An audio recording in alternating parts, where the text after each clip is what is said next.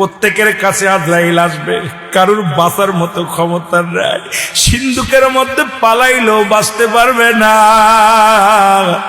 এর গাছতলা বসে থাকলেও বাঁচতে পারবে না, 10 তলায় থাকলে বাঁচতে পারবি না। এর মুসলমান পালানোর মতো কোনো জায়গা নাই। পৃথিবীর যে প্রান্তে থাকো গো,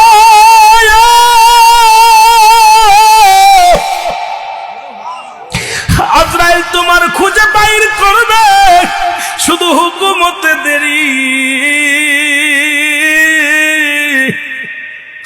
হায়রে মত, এই দুনিয়ার মধ্যে পড়ে থাকবি, এই দুনিয়ার বালাখানা, টাকা পয়সা ধন দৌলত বাড়ি গাড়ি কোথায় দিয়া যাবি?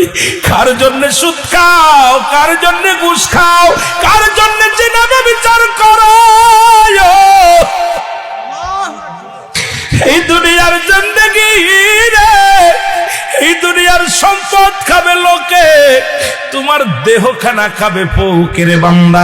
আজকে কত না সুদ খাইলা, ঘুষ খাইলা সংসারের জন্য, মেয়েকে সুখী রাখার জন্য, বিবিকে সুখে রাখার জন্য, ভাই বন্ধুকে সুখে রাখার জন্য, কত অন্যায় পথে পা বাড়াইলা, বাঁচা সম্ভব না,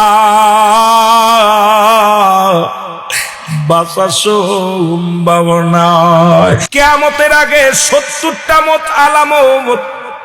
কয়টা আলামত? 70টার মধ্যে অধিকাংশ হয়ে গেছে। মুসলমান শুনে নাও, 70টা আলামতের এখন বর্তমান আর কয়েকটা বাদ আছে। তার মধ্যে ইমাম মেহেদী আলাইহিস সালামের আগমন, ঈসা আলাইহিস সালামের আগমন, খানে দাজ্জালের আগমন, 3টা ভূমিকম্প, একটা হলো পূর্বাঞ্চলে, একটা মধ্য অঞ্চলে, আর একটা পশ্চিম অঞ্চলে। এ মুসলমান শুনে নাও, ইজিপ্ট মজুতের আগমন। এ মুসলমান এইরকম একাধিক গুলো রয়েছে। এখন বর্তমান আর 10টা আলামত বাদ আছে রে মুসলমান।